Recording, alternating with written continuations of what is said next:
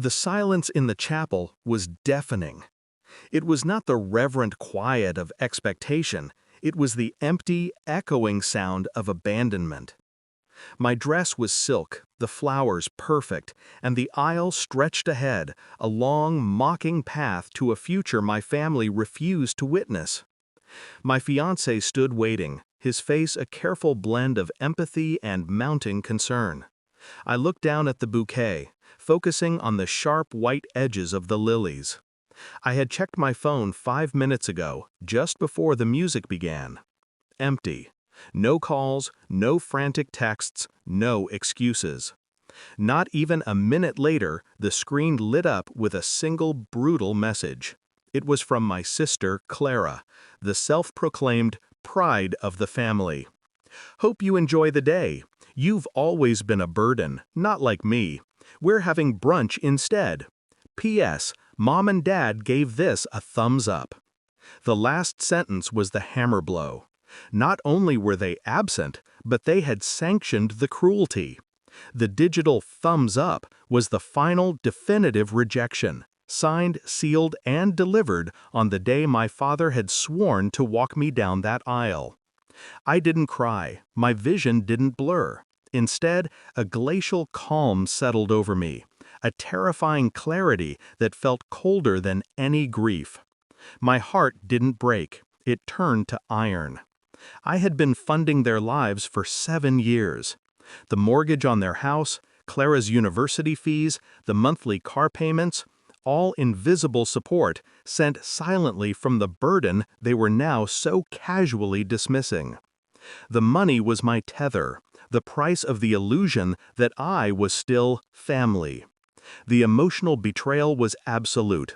I was the silent bank, and the moment I tried to claim a life independent of their need, I was cut. The conflict wasn't about a missed wedding, it was about the total transactional nature of their so-called love. I slipped my phone into my bouquet, the text message burning against the silk. My fiancé took my arm, his touch a steady warmth against my internal frost. The wedding proceeded, a beautiful farce, attended only by his loving, bewildered family. I smiled, I said the vows, I played the part.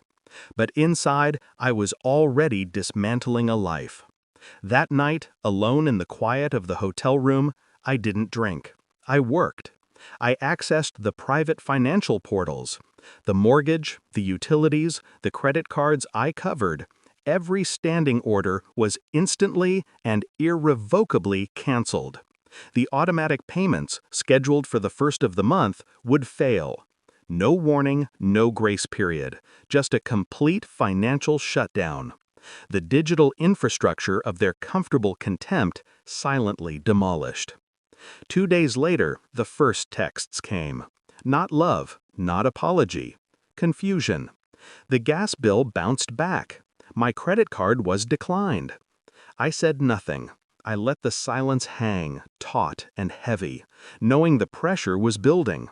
I needed them to feel the lack, to feel the specific, terrifying absence of the burden they had cast off. On the morning of the 4th day, the panic peaked. My phone rang incessantly, a hysterical siren. It was my mother. I watched the screen glow with her name. 4 missed calls. I waited, then answered on the 5th ring. Her voice was ragged, stripped of its usual haughty tone. "The house payment bounced, honey. The bank called. What did you do? The account is empty. We could lose everything." The desperation was real. The power was mine. I took a slow, deep breath, tasting the cold air of my own vindication. "The account," I said, my voice calm, clinical, "is where the burden usually deposits the money." A sharp, terrified intake of breath on the other end. I didn't let her speak. I delivered the final instruction, the quiet, surgical execution of my revenge. "Ask your pride and joy." I hung up before she could form another word. I immediately blocked their numbers, severed the digital ties, erased the possibility of retreat or reconciliation. The silence that followed was total. It was the silence of control. I had not sought vengeance. I had merely balanced the accounts. They had prioritized their comfort and disdain over their own child.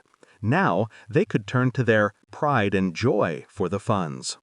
I walked to the window, the sun filtering in, not as a happy light, but as a clear, cold illumination of my new reality. I was married now, not just to a man, but to a life I chose. The burden was lifted. I was finally solvent.